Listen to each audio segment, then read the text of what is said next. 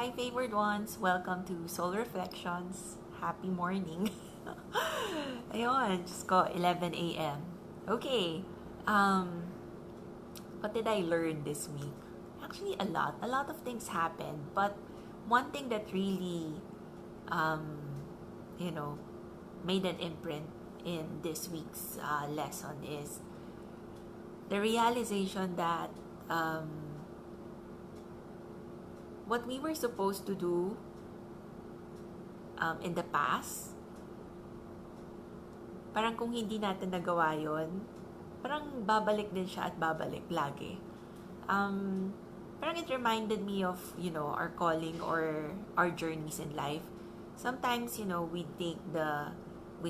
take this turn here and then turn there. Parang magle-left turn, magle-right, parang magzizigzag-zigzag. Pero at the end, parang patungo pa rin tayo sa destination kung saan tayo tinatawag. And, that realization na because of our choices in the past and because maybe we didn't take any action, we somehow delayed our growth, we stunted our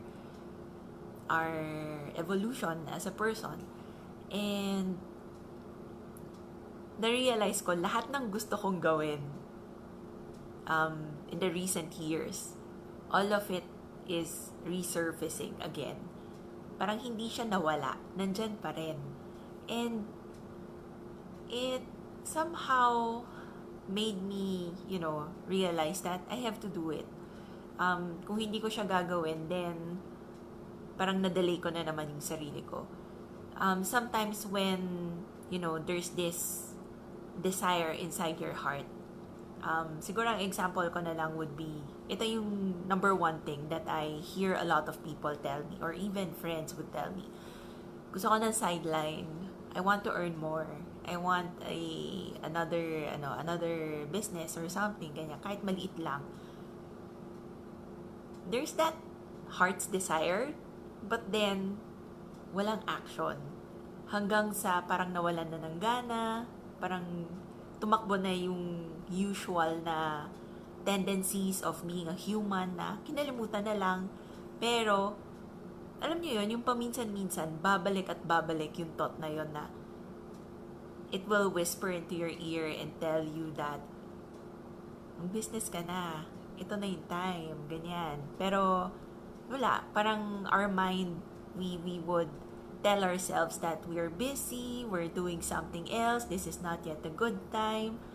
So, we come up with a lot of excuses not to do what our heart really wants us to do. And because of those choices, parang ang dami ng missed opportunities. But it's not really missed opportunities because when you decide to continue to do it, when you make the choice to actually take action, dun mo marirealize na it's really part of your journey to actually do that that desire that you have in your heart. Siguro example ko na lang would be itong PhD. This opportunity came to me 5 years ago, 6 years ago. But during that time, I was so burned out. I was so busy with other things. I was so focused with other things that I didn't think that this was for me. But then, lo and behold, here, 5 years after, 6 years after, I'm taking it again because this is the only time that I realized that this is really part of my calling. This is part of my journey. And it's an important piece of the puzzle to help me grow as a person. And parang naisip ko, okay, wala naman sayang sa mundo, di ba? Parang all of that is part of our journey. But, if I continue to,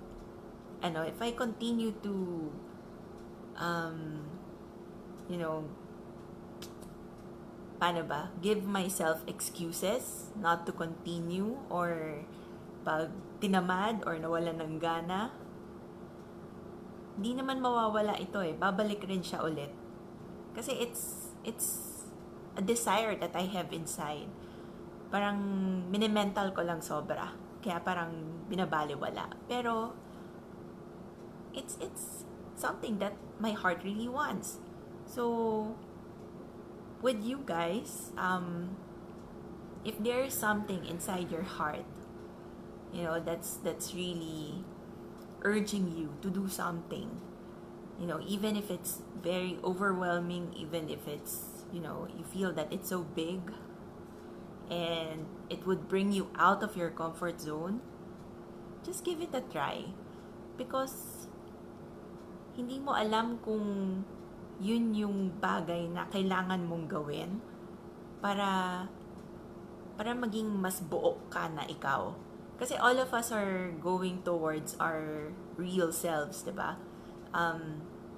Parang, yes, we're whole right now as a person, but through our actions, through our, our choices, everything that we do in life, mas nagiging buo yung pagkatao natin.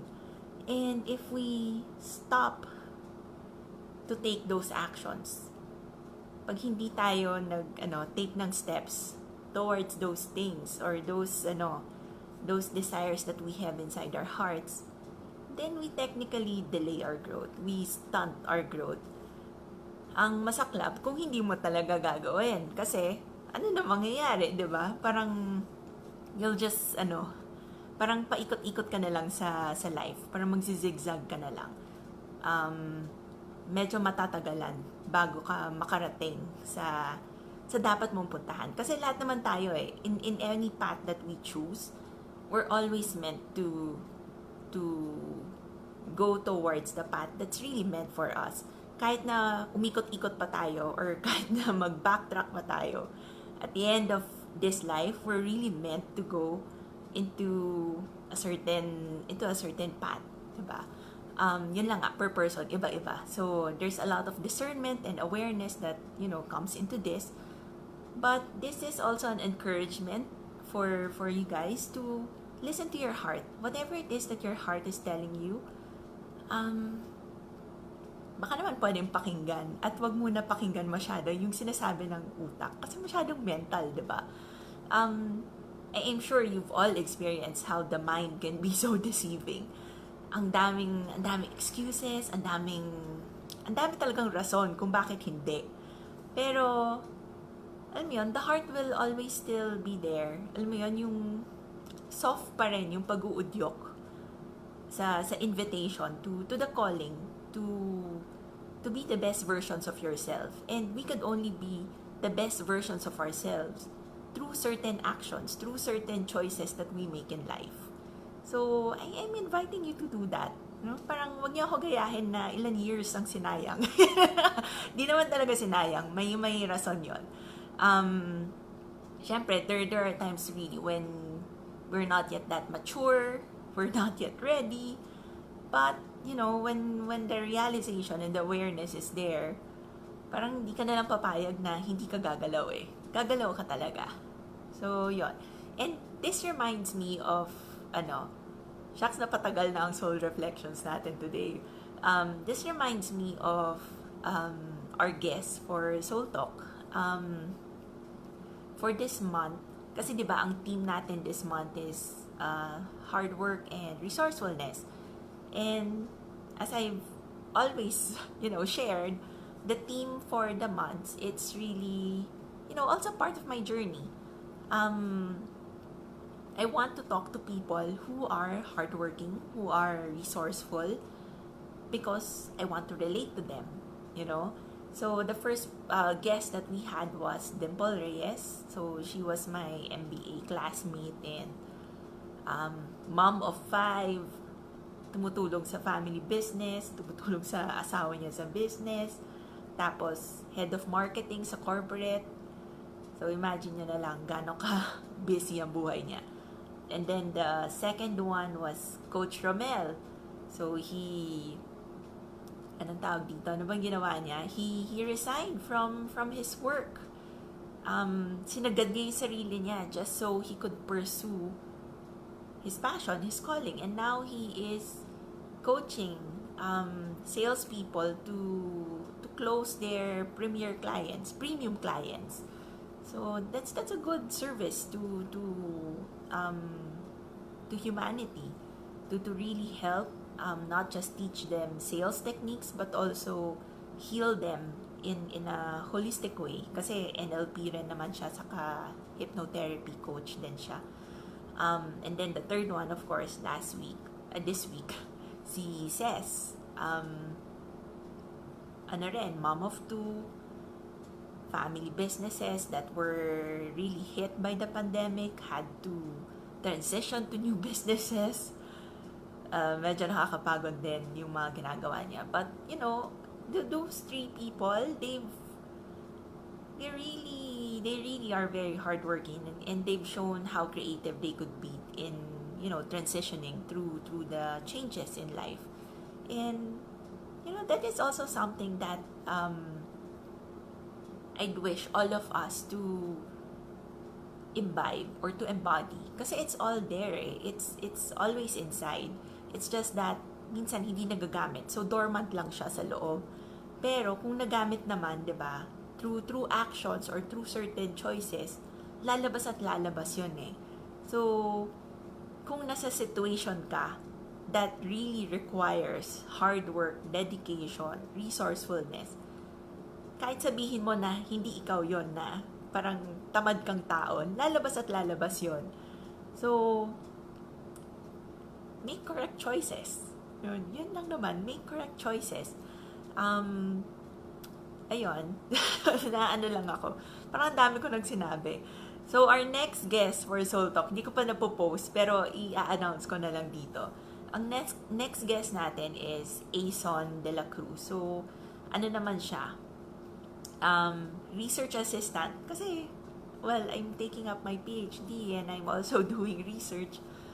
So I invited him because parang ngayon ko lang naintindihan kung gaano kahirap mag-research. It's not that easy, and it really requires a lot of hard work rin and dedication and resourcefulness in terms of finding solutions to a lot of things. Parang ang sinasagot mo kasi is mga real life questions, and you have to solve them. So paano mo hahanapin yung solution, di ba? So ayun, researcher. So si Ason, our next guest for Soul Talk, he's now in Australia, so we already had the recording. I'm not sure if you guys would be able to really relate, kasi we'll be talking about, the academe. But then in life, everything that we do is an extension of ourselves. So, when Ason talks about his research, when he talks about, what he does in Macquarie University, it also reflects who he is as a person. And here in our group naman, 'di ba? Every person is a reflection of God and an emanation of God, actually. So you can actually see the greatness in everyone, despite the human tendencies. So yun lang naman. Dami ko na nasabi. Medyo bangag. Wala akong tulog. But, thank you so much. I parang naka-exceed na ata ako ng 10 minutes. I am not sure. But thank you so much for joining me. Hi, Ces. I'm not sure if you're still there. Syempre ngayon lang ako nag-hello. Parang teacher, hindi parang pag may train of thought, parang hindi kayang mag-stop in the middle. Pag natapos na lahat, saka babalik doon. But, hello, thank you for tuning in and, listening to me speak here. Kahit na parang feeling ko medyo ramble na siya. But I guess this is also something that I have to say para yung mga kailangan na makarinig nito, marinig rin nila. Kasi I'm sure that, you guys are not part of this group just because. Okay, we were all in this group for a reason, and if there's some message that you have seen inside the group, then that's the message that your angels and God would want you to hear or see. Not just inside this group, even outside, maraming signs dyan eh. So, pag meron kayong napansin, di ba, nakita, narinig, di nyo alam minsan yun yung paraan para ibigay sa inyo yung message na kailangan nyo marinig. So, if by chance you're hearing me talk about, making better choices and taking actions so that you won't delay your growth, then perhaps there is something that you need to do at this point in time na inaayaw mo. So, yun yung message. I wish you all well. Happy Sunday and, take care. So, yun lang naman. God bless. Wish you all well again. Bye!